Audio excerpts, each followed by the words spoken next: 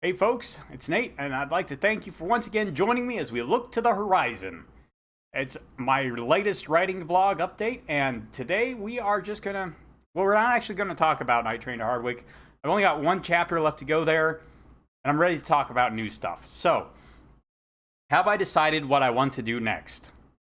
No, I haven't, actually. I am going to start working on outlining Fire and Gold, which is the next Roy Harper adventure. I'm also going to start on outlining Burning Bright, which is the next novella project I would like to work on. And I'm leaning more towards Burning Bright right now. I've done two Roy Harper adventures back to back, and I think I'm ready for a break, to be perfectly honest. I also need to work out some things about the next story. Fire and Gold introduces a new um, flavor of enemy for Roy to deal with, and I need to just sort out some of the details there before I get too deep into that. And I've been wanting to do Burning Bright for a while. I actually had the idea for it before I started on the Roy Harper adventures, so at least a year now, I'd say. And I would like to get some of that sorted and ready to put down. So I'm going to work on outlining those two things. And I'm still trying to cast a vision for the Gospel According to Earth, which is the third and hopefully final Triad World novel, which is dealing with the situation on Earth after all the other events of the series play out.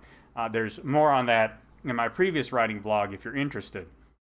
But right now, I'm more trying to work out the details of those stories than I am really thinking a whole lot anymore about Night Train to Hardwick, because it is mostly done. I am going to do an editorial pass on it in another 3 months or so, which is generally what I do. I finish a project and then I wait a few months and then I do another editorial pass to see what I can see. And usually there is a lot to see. I think I may try and work in an editorial pass on Fire Spinner in there somewhere, as it is about time to go back and have a look at that. And then I'm also working on a project with Narwhal, and I will actually link our latest brainstorm on that in the description down below. We are working on the sequel to Modded, which is a rather tongue-in-cheek sports-themed comic about Nerf modders, which is a really funny subject I knew almost nothing about before I started on Modded Volume 1. So we're working on a script to follow up there.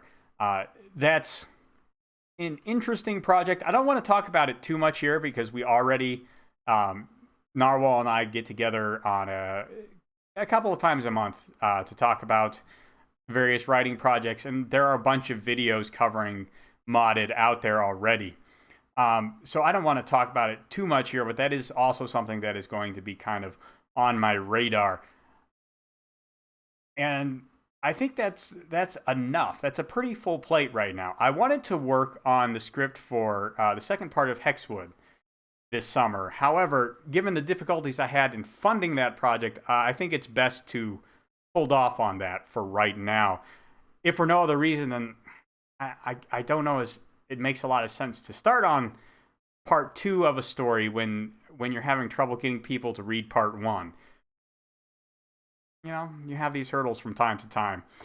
I did talk a little bit about doing a short vignette comic project this month. I've decided to put that off until next month. I have a pretty solid idea what I want to happen for that, so most of the writing part is done. But as I started drawing it, the project was just more time consuming than I expected it to be. So I am working ahead, basically. I'm going to do hopefully about half the panels this month and half the panels next month. And then I will be able to get the whole thing out in the month of August. Finally, you may be wondering if I plan to do what I did with Fire Spinner with Night Train to Hardwick. Because if you've followed this channel for a while, you know that I read and recorded all of Fire Spinner and published it to this YouTube channel along with some sketches to kind of give you an idea of what's going on in the story. So am I planning to do that with Night Train? Yes and no. I do plan to record it. I plan to do something very similar to what I did with the previous one. I will have probably no more than one illustration per video, and maybe I will reuse illustrations depending on the situation.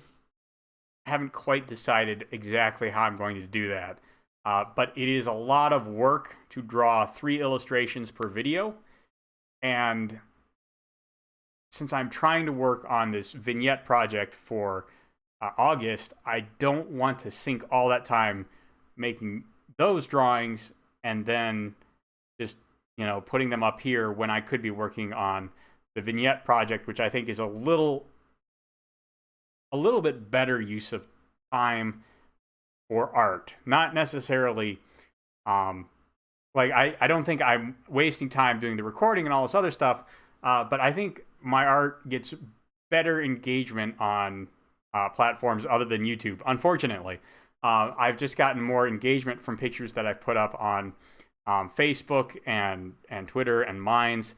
So I plan to focus more on that and trying to grow my audience as an artist on those platforms.